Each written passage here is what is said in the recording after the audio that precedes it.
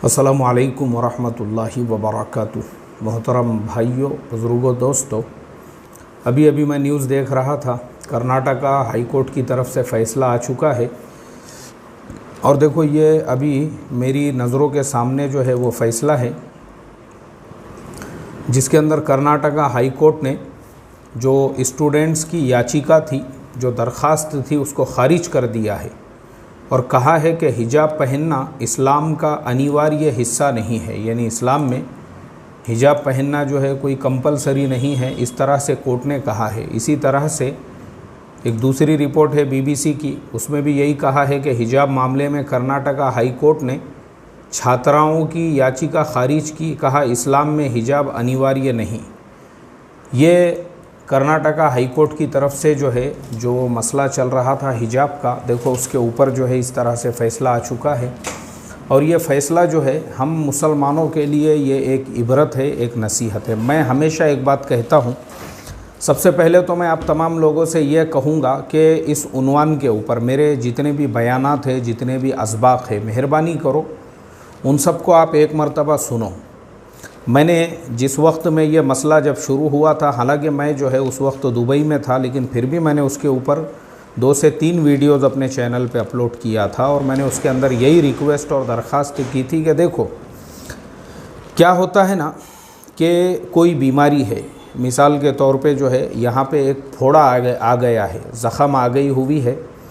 अब एक इंसान क्या करे कि उस फोड़े को छुपाने के लिए, वो जो फोड़ा है उसको छुपाने के लिए अगर वो वक्ती तौर पे उस पर कोई पट्टी लगा दे या फिर जो है कुछ और ऐसा सॉल्यूशन इस्तेमाल करे कि भाई वो नज़र नहीं आना चाहिए, और या वो ये सोचे कि चलो मैं हैंड ग्लोव्स पहन लेता हूँ ताकि लोगों को वो ज़ख़म नज़र ना आए, तो वो हैंड ग्लोव्स थोड़ी देर तो उसको फ़ायदा देगा, लोगों से जब वो मिलेगा और जब मुलाकात करेगा उस वक्त तो वो बिल्कुल नज़र नहीं आएगा, आपकी ज़ख़म छुप चुकी है।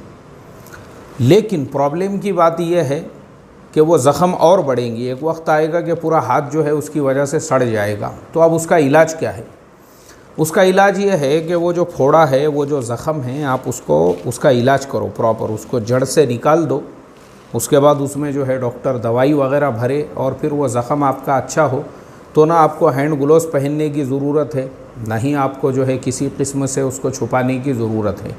सेम टू सेम ये सारे मसले, चाहे ये हिजाब का मसला हो, कोई भी मसला हो, ये सारे मसलों की जो बुनियाद है, जो जड़ है, हम कभी भी उस पर गौर व फिक्र नहीं करते हैं। और मैंने इस उन्वान पे जो पहले वीडियोज़ अपने चैनल पे डाला हूँ और आप लोगों को समझाया हूँ कि देखो मैं जब गुजरात गया था और गुजरात के अंदर जो मैंने अमन इंग्लिश स्कूल की विज़िट किया, हमारे मौलाना सुलेमान साहब मंगेरा जिसके ट्रस्टी है, और मौलाना की ही दावत पे मेरा वो सफ़र हुआ था, मौलाना ने ही वो स्कूल ले जाकर बताए। वहाँ पे हमने देखा है कि पहली से लेके तो 12वीं तक इंग्लिश में तालीम हो रही है, पूरे हिजाब के साथ लड़कियां बैठी हुई है। और सिर्फ तालीम बोले तो नॉमिनल तालीम नहीं है, क्वालिटी। वो लड़की का इंटरव्यू आप देख सकते हैं, जिसका मैंने इंटरव्यू लिया था। तो वहाँ पे एक अपना इदारा है जिसके अंदर 31 गाँव के बच्चे आके पढ़ते हैं। माशाल्लाह बड़ा अच्छा काम उन्होंने किया। ऐसे ही मैंने उसके अंदर ये कहा था कि देखो ज़ख़म का इलाज ये है कि आप अपने तालीमी इदारे कायम करो, अपने इदारे, यानी ये जिस इलाके में वाक़या पेश आया ना, उड़पी का इलाका, मैंने जब भी कहा था अभी भी कहता हूँ, अल्लाह ने ये लोगों को इतना माल अता फ़रमाया है। ये पूरा पट्टा जो है ना, भटकल है, शिकारीपुर है, उड़पी है, उसके आगे मैंगलोर है, मैंगलोर के आगे जो है केरला के अंदर गाड़ी दाखिल हो जाती है। मेरा 2-3 मरतबा ट्रेन से सफ़र हुआ है ये पूरे रूट के ऊपर, तो मुझे पता है कि ये पूरे इलाके के अंदर अल्लाह ताला ने मुसलमानों को जो माल, जो दौलत अता की है। और मुझे जो है, मैं जब गुजरात गया था उससे पहले शादी की एक दावत भी थी भटकल के बाजू में जो मंकी है वहाँ पे, लेकिन मैं नहीं जा सका क्योंकि मुझे आगे गुजरात और गुजरात से आगे UAE जाना था, इसलिए। तो मुझे जो है ना वहाँ के शादियों के बारे में भी, एक एक लड़की को 100 तोले वहाँ पे सोना दिया जाता है, 50 तोले सोना दिया जाता है। हमारा प्रॉब्लम क्या है कि हम लोग जो है ना, हम गरीब नहीं हैं, पैसे की कमी नहीं है। जब तुम एक एक लड़की के शादी में 100 तोले सोना दे सकते हो, 50-50 लाख रुपये की शादियाँ कर सकते हो, 1-1 करोड़ रुपये शादियों में खर्च कर सकते हो, अरे भाई फिर क्यों ये हमको ज़रूरत पड़ रही है इस तरह से दूसरों के तालीमी इदारों में अपने बच्चों का एडमिशन करा के वहाँ पे ज़लील व ख़ार होने की? मुझे आप बताओ ना, हर गांव में हमारा अपना तालीमी इदारा क्यों नहीं है? मेरा सवाल ही है, क्यों ज़रूरत पड़ रही है हमको ये सब ज़लील होने की, ख़ार होने की हमारे अपने बच्चों को?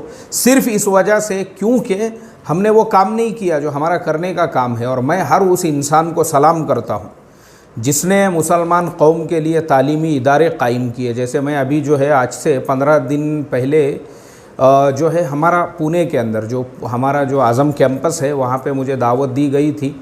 वहाँ के जो ये है यानी डॉक्टर अपने हाजी अब्दुल कदीर कुरैशी साहब, जो अब्दुल कादिर कुरैशी साहब या अब्दुल कदीर कुरैशी साहब जो है, जो वहाँ के ट्रस्टी है, मेंबर है, उनकी तरफ से जो मैंने गर्ल्स कॉलेज के जो पेरेंट्स वग़ैरह थे एंग्लो उर्दू गर्ल्स कॉलेज के, और जो सैयद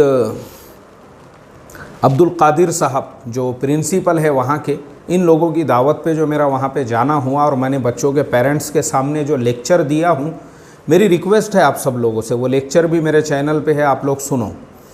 तो मैंने वहाँ पे भी ये बात कहा और अभी भी मैं ये कहता हूँ कि ये सारे लोग जिन्होंने ऐसे इदारे कायम किए, जैसे पीए इनामदार साहब है, आज 28,000 बच्चे उनके यहाँ पे पढ़ रहे हैं। ये मोहसिन है कौम के, ये मोहसिन है कौम के। इन्होंने वो काम किया है जो मुग़ल सल्तनत के बादशाह 700 साल हुकूमत करके भी नहीं कर सके। ऐसे ही डॉक्टर रफ़ीक ज़करिया साहब औरंगाबाद के अंदर, जिन्होंने मौलाना आज़ाद पूरा का पूरा कैंपस जो बनाया है कौम के उम्मत के बच्चों के लिए। इसी तरह से एक और डॉक्टर अब्दुल कदीर साहब है बीदर के। अल्लाह ताला ये तमाम लोगों को जज़ाए खैर अता फ़रमाए। इनके अलावा भी और भी बहुत सारे लोग हैं, अभी मुझे वक्तन जो है सबके नाम याद नहीं आ रहे हैं, लेकिन मैं ये सारे लोगों को, यानी ऐसे ही हमारे जो पुराने जो बुज़ुर्ग थे, जैसे सर सैयद अहमद ख़ान साहब थे जिन्होंने अलीगढ़ मुस्लिम यूनिवर्सिटी कायम कर दिया, ऐसे ही जामिया मिल्लिया इस्लामिया है। इसी तरह से ये जितने इदारे हैं, जामिया हमदर्द है, मुसलमानों के लिए जिन जिन लोगों ने इस मुल्क में तालीमी इदारे कायम किए, मैं समझता हूँ उनसे बड़ा भारत में मुसलमानों का और कोई मोहसिन नहीं है। ये मोहसिन है हमारे। और हमने क्या किया, शादियों में 100 तोले सोना दे रहे हैं, 50 तोले सोना दे रहे हैं और ऐसा जलील हो रहे हैं। क्या ज़रूरत है भाई तुमको जलील होने की, जब तुम्हारे लिए देश की गवर्नमेंट ने माइनॉरिटीज़, एक पूरे क्या पूरी वो है मिनिस्ट्री है, आपका फंडामेंटल राइट है एजुकेशन। अरे आप अपना ट्रस्ट बनाओ, अपना खुद का जो है, अपना खुद का लड़कियों का लड़कों का स्कूल कायम करो और सबके लिए करो, खाली हमारे बच्चों के लिए नहीं। जैसे अभी आज़म कैंपस के अंदर हिंदू, मुसलमान, सिख, ईसाई सारे समाज के बच्चे पढ़ रहे हैं। ऐसे ही मैं वो जो गुजरात में गया था अमन इंग्लिश स्कूल में, शकील सर जो वहाँ के प्रिंसिपल है, उन्होंने मुझे बताया, बोले मुफ्ती साहब हमारे यहाँ पे भी जो है हर समाज के बच्चे पढ़ते हैं, हिंदू भी पढ़ते हैं और जो हमारे जो दलित भाई है उनके भी बच्चे पढ़ते हैं और क्रिश्चनों के भी बच्चे पढ़ते हैं, पारसी कौम भी बाजू में ही नौसारी है उनके भी बच्चे पढ़ते हैं। मतलब उन्होंने सारे समाज, सारे कौम, सारे लोगों के लिए इदारा कायम किया। तो हम ऐसा काम करें दूसरे हमारे यहाँ आकर पढ़े, दूसरों को हम फ़ायदा पहुँचाएँ। तो ये जो है ना कौम के मोहसिन है मोहसिन। इसी तरह से मैं एक और नाम भूल गया हूँ जो मुझे अभी याद आया, जैसे हज़रत मौलाना ग़ुलाम साहब वस्तानवी भी है, अल्लाह उनकी भी उम्र में बरकत अता फ़रमाई। एक आलिम दीन, दीनी मदरसों के साथ उन्होंने भी हमारे बच्चों के दुनियावी तालीम के लिए भी मौलाना ने जगह जगह पे अलग अलग टाइप के जो कॉलेजेस वग़ैरह कायम किए। ये ज़रूरत है भाई वक्त की, ये ज़रूरत है, ये ज़रूरत। इसीलिए मैं अभी गुजरात भी गया, वहाँ पे भी मैंने अक्सर लोगों को यही बोला हूँ, भाई हमारे पास मदरसे तो है माशाअल्लाह, अल्लाह उनको जज़ाए खैर अता फ़रमाए। गुजरात में बड़ी बड़ी मदरसों की इमारतें हैं, ठीक है, वो भी अपनी जगह पे एक बहुत बड़ा काम है कि कम से कम कौम के बच्चों के दीनी तालीम की हम फ़िक्र करें। लेकिन ज़रूरत इस बात की है कि हमारे अपने स्कूल भी होना चाहिए, चाहे गुजरात हो, चाहे यूपी हो, चाहे बिहार हो, चाहे कर्नाटका हो, कोई भी हो। महाराष्ट्र का मैं थोड़ा सा इत्मीनान है मुझे महाराष्ट्र की हद तक, क्योंकि मैं महाराष्ट्र के मुख्तलिफ़ इलाक़ों में सफ़र करते रहता हूँ। तो एक चीज़ मैंने यहाँ पे देखा हूँ कि माशाअल्लाह यहाँ पे मुसलमानों ने हर गांव में अपनी सोसाइटी और अपने स्कूल हर गांव में बनाए हुए हैं। हर ज़िले के अंदर आपको ऐसे कुछ ना कुछ स्कूल और जो है हमारे तालीमी इदारे मिलेंगे, कम से कम बेचारों ने जिन्होंने जिस एतबार से भी किया, जिन्होंने अपना ट्रस्ट और अपनी सोसाइटी बना के भले प्राइमरी स्कूल कायम किया, भले उन्होंने हाई स्कूल कायम किया, भले उन्होंने कॉलेज कायम किया, लेकिन बहुत बड़ा काम किया आपने। मैं बस इतना ही बोलूँगा भाई, देखो ये ऐसा जलील होने से, हाई कोर्ट में जलील होने से, और जो है ना, क्योंकि देखो मुल्क के अंदर जो है ना, मुल्क का जो माहौल है इस वक्त का, अभी मैं उसके ऊपर और डिटेल में आपको नहीं बता सकता हूँ, आप खुद अपनी आंखों से देख रहे हैं, अल्लाह ने आपको भी अक्ल सलीम अता फरमाई है। ऐसे हालात के अंदर हमारी ज़िम्मेदारी यही बनती है, हम अपने तालीमी इदारे कायम करें, अपने तालीमी इदारे, हमारे अपने तालीमी इदारे होना चाहिए। भले हम अपनी शादियाँ सादगी में करो भाई, मुसलमानों के एरिया में स्कूल कम और शादी खाने ज़्यादा है, अल्लाह हिफाजत फरमाए। और ये मैं बेंगलुरु की बात कर रहा हूँ, उसी कर्नाटका की, जिस बेंगलुरु के अंदर ये फ़ैसला आया है, उसी बेंगलुरु शहर में आप जाकर देखो। मैं गया हूँ बेंगलुरु, मैं अक्सर जाते रहता हूँ, लेकिन मैं ऐसा ऐलान करके नहीं जाता, क्योंकि मैं मेरे कंपनी के काम से कभी कभी जाता हूँ ऑफिशियली। सुबह फ़्लाइट से चले गए, दिन भर वहाँ पर रहे, शाम में वापस आ गए, ऐसा मेरा भी जाना आना होते रहता है। लेकिन मैंने वहाँ पे जो देखा हूँ, अक्सर मैं जब कार में से गुज़रता हूँ, मुसलमानों के एरिए से भी जब गुज़रना होता है, मैंने खुद मेरी आंखों से देखा, उसी बेंगलुरु में जो है इतने शादी खाने बने हुए हैं मुसलमानों के, बड़े बड़े शादी हॉल, बड़े बड़े फंक्शन हॉल, बड़े बड़े शादी खाने तो हमने बना दिए, क्योंकि हमने शादी को ही ज़िंदगी समझ ली है, और तालीमी इदारे हम नहीं कायम कर सके।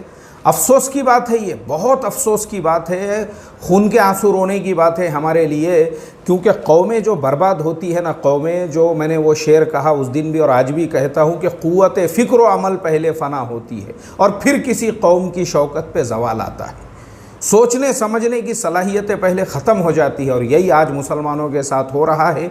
मुसलमान शादियों को ज़िंदगी समझ रहे हैं, मुसलमान फंक्शन हॉलों को ज़िंदगी समझ रहे हैं, इसीलिए मुसलमानों के गली गली में फंक्शन हॉल बन रहे हैं, तालीमी इदारे नहीं बन रहे, इंस्टीट्यूट नहीं बन रहे हैं, गली गली के अंदर। अल्लाह हिफाजत फरमाए, क्योंकि हमने इसको ज़िंदगी समझे।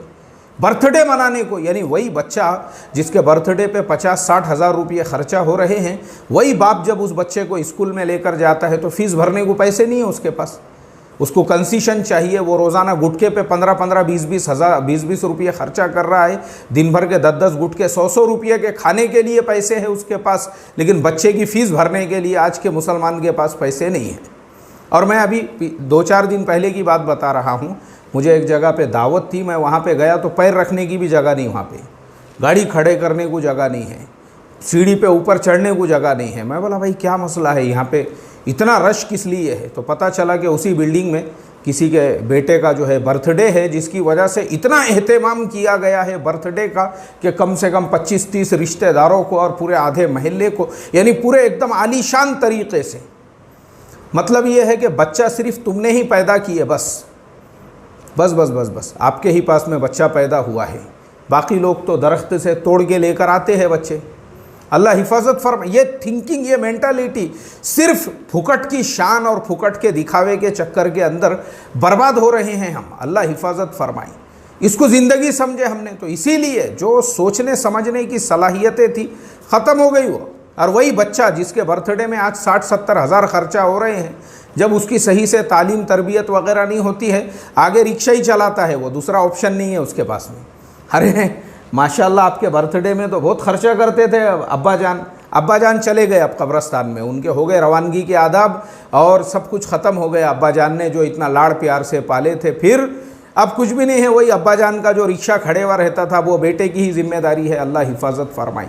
इसलिए भाई मैं इतना ही बोलूँगा, क़ुव्वत फ़िक्र व अमल पहले फ़ना होती है और फिर किसी कौम की शौकत पे ज़वाल आता है। शादियों में मत खर्चा करो, वलीमों में मत खर्चा करो, फंक्शन हॉलों के चक्करों में मत खर्चा करो, और दिखावे और बच्चों के बर्थडे, अरे तालीम पे ख़र्चा करो अपनी कौम के। और फंक्शन हॉल बनाने से पहले जो है ना, ऐसे बड़े बड़े इदारे बनाओ और इस तरह के जो है तालीमी इदारे, ताकि तुमको ज़लील होने की ज़रूरत ना पड़े। अल्लाह हम तमाम को समझ अता फ़रमाए। अस्सलामु अलैकुम व रहमतुल्लाहि व बरकातुहू।